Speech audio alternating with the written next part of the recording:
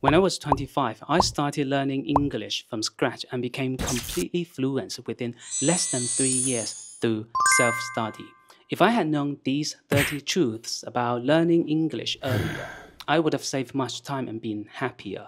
They are: number 1, blindly improving your vocabulary is harmful because it leaves no time for you to practice more important words. I made this mistake before. I used to aim for wide vocabulary, but couldn't even understand the most common 1,000 to 2,000 words in the context, let alone properly use them. That was absolutely ridiculous. That doesn't make sense. Number 2, context matters more than word-for-word translation. For example, 申请破产 in English is file for bankruptcy, not apply for bankruptcy. However, I remember that file means 文件 and apply means 申请.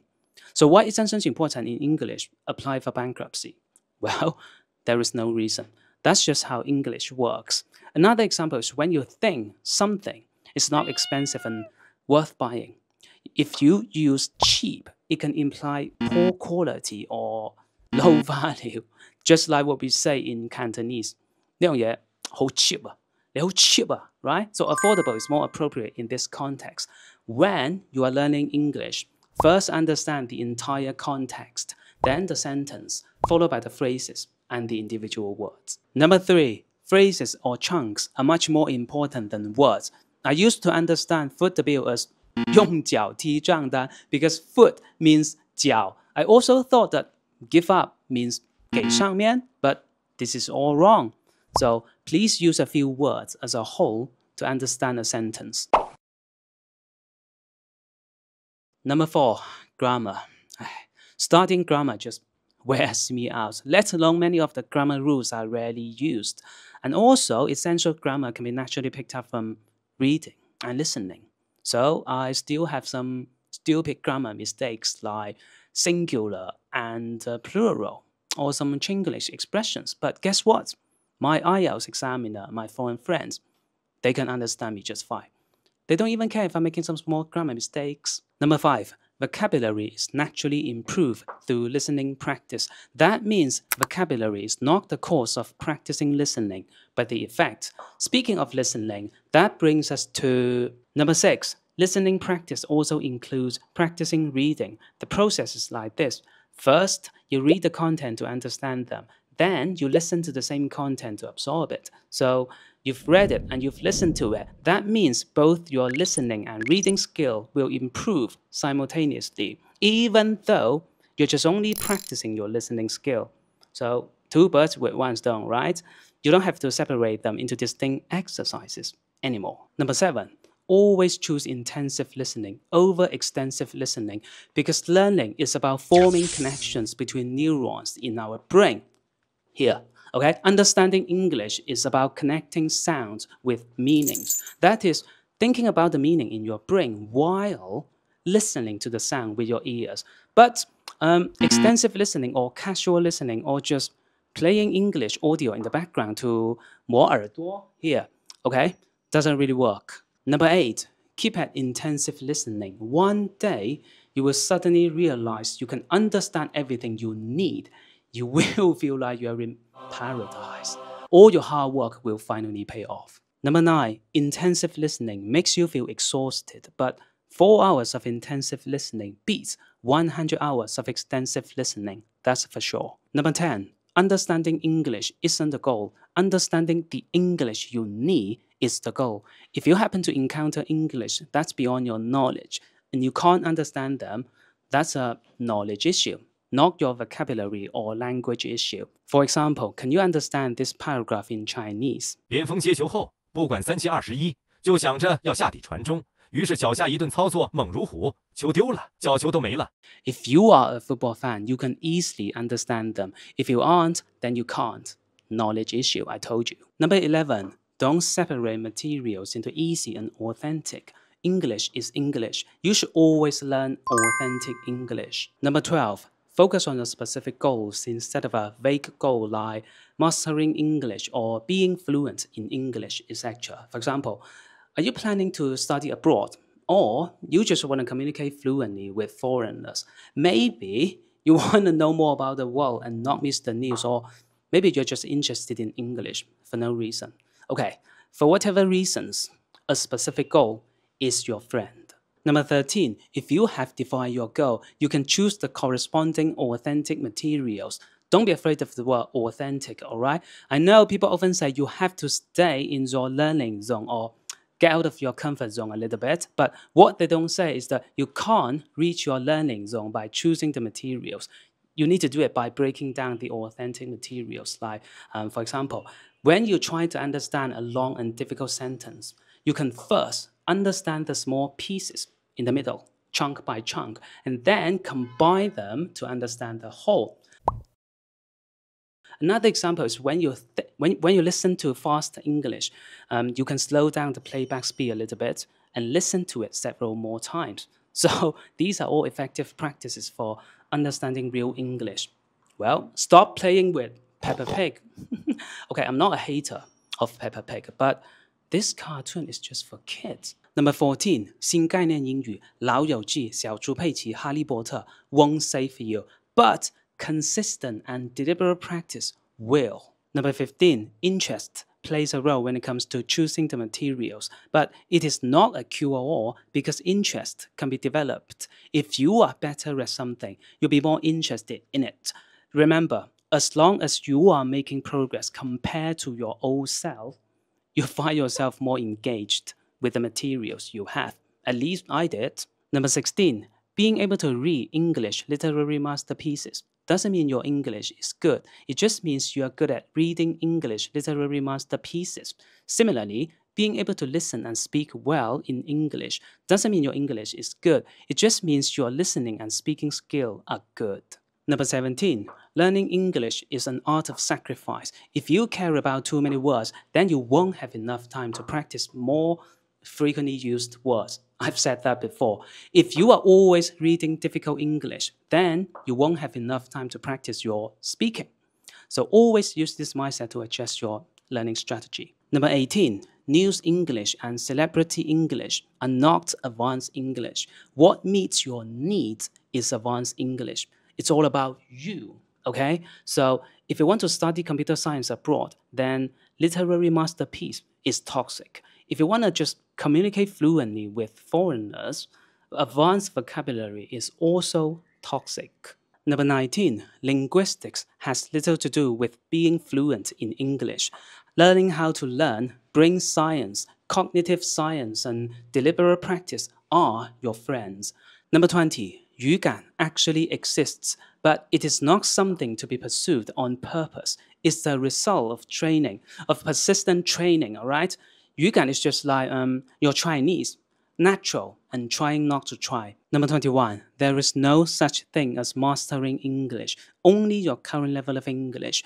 If you are feeling anxious about not having mastered English yet, you should look back and see how much progress you've made, and then you will find nothing because you have made zero progress. Well, don't be sad. It's never too late to start. And I will tell you a story about this in the end, all right? Waiting for you. Number 22, you don't master or improve English by attending classes. You do it through practice, with at least 90% of the time practicing alone, bit by bit, step by step. But, okay, alone doesn't mean lonely. Number 23, chatting in groups provides almost no help in achieving fluency in English. Talking in Chinese with people at the same level as you won't help you learn English. Considering the time you spend is more harmful than beneficial, and you might even end up arguing with others in the group, affecting your mood negatively and wasting your time, right? This is the most exciting thing about being in the group. You argue with others. Okay. Every single time I say this, it hurts people, I know, because many people love chatting in the group, and they will say, it's warm, it feels like home, we have companions. But if you enjoy that, then go for it. Don't let my personal opinion stop you, all right? Maybe you can make some genuine best friends forever. Number 24, extraordinary results come from repeating ordinary actions over an extraordinary amount of time. Fluency in English is secretly the result of quietly studying hard in obscurity for thousands of hours. Oh, you think it's too long? but fact, there are 8,760 hours in a year. Number 25, motivation comes after practicing, not before. Number 26, if you can't understand certain English, congratulations, because you have found the room for improvement, which will keep your life fulfilling for the near future. If you can understand certain English, also congratulations, because your efforts paid off. Number 27, once your English reaches a certain level, you can use it to learn other skills. I've been using English to learn how to make and edit videos for social media, like this one. Number 28, learning English can be tough at first, but gets more enjoyable over time. In the end, not learning English makes you uncomfortable or makes you suffer. 2 to 3 years of effort can lead to a lifetime of benefits, since maintaining your English ability is easy. Number 29, if you want to make your learning journey a little bit happier, always ask yourself, how many English sentences have I listened to today? Or how many words have I learned today? Or just a simple question, did I just wake up on time? Or have I eaten a proper breakfast today? Don't focus on vague goals like fluency or mastery. This is too vague. Number 30, it's hard to keep learning English consistently, but it's easy to keep learning English for 1 minute at a time. Fluent English is built by consistently learning for 1 minute at a time, and then another minute, and so on. Then you will become fluent without pain or suffering anything. Number 31, be honest. Stop saying I'll just start studying hard on the 1st of next month or next Monday. Instead, try restarting your life on something like Wednesday at 10:32 a.m. This is a weird time, but it works.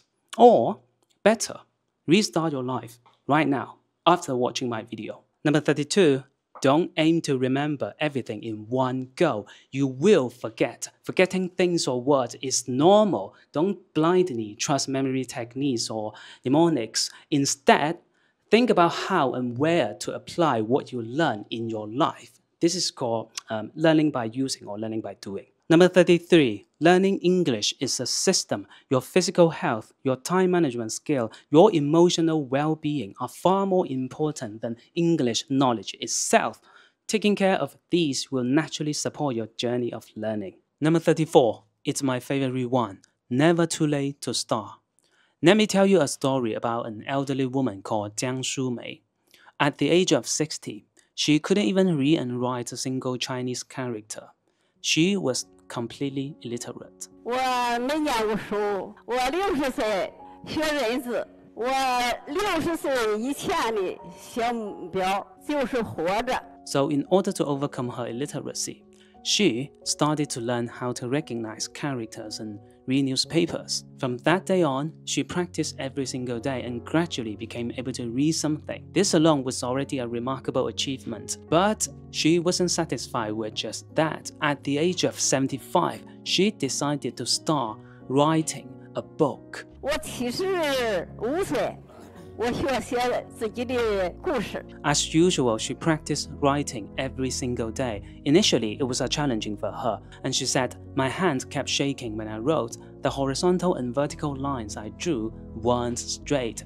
I couldn't even finish 2 short sentences in a day," said Jiang Shumei. But she didn't let that stop her. Without a proper study room, she used a small old table in the living room as her workspace. She wrote whenever she felt like it, using whatever paper she could find, like the wrapping paper, the doctor appointments paper, her grandchild's notebooks, normal A4 papers, you name it. Finally, her hard work paid off. When her first book was published at 76, it was a huge success. Jiang Shumei was so excited on the publishing day that she couldn't even fall asleep. And she said, "I never imagined that an illiterate person like me could publish a book, a decent book." Not only that, her accomplishment led her to join the Chinese Writers Association. But she didn't stop there. At 80, she began learning how to draw from scratch and started illustrating her own books. So, the legend continues, I guess. This story reminds me of my younger self. When I was 18, I thought my life was over, because I was already an adult and I couldn't achieve anything great anymore. Back then, I wasted my time playing video games in my dorm room. There were 5 people living in the same room, so which made it perfect for playing League of Legends together. We skipped classes, we ate junk food, we stayed up late, we played games. But every single time I finished playing, I felt so empty. Because I didn't know why I was doing that, but I also didn't know what else to do, so I just kept goofing off. And then slowly over time, after entering society, you guessed it, I faced some harsh realities. At the age of 25, I had nothing but $10,000 in debt. Oh, we don't use dollars. So I had nothing but 60 to 70,000 yuan in debt. That was my lowest point. But luckily, by chance, I quit gaming completely and decided to study English in my spare time. So I worked hard, I paid off my debt after studying completely alone for almost 3 years with at least 3 to 4 hours a day, making tons of mistakes, bought some courses. Okay, course. Most of the courses are useless. Okay, but wasting no time, I finally became fluent in English. I know people often say it's too late to start learning a new language as an adult, but I'm so glad I didn't listen to them. So I hope these 2 stories can inspire you or help you. Alright, it was fun making this video. I guess I'll see you. Oh, by the way, if you want to adopt my study method, I have a course that shares all my details, all my practice details and tools with you, and I'll also guide you step by step to achieve fluency in English. All you need to do is follow along. You can easily find me. Alright? See you next time. Peace.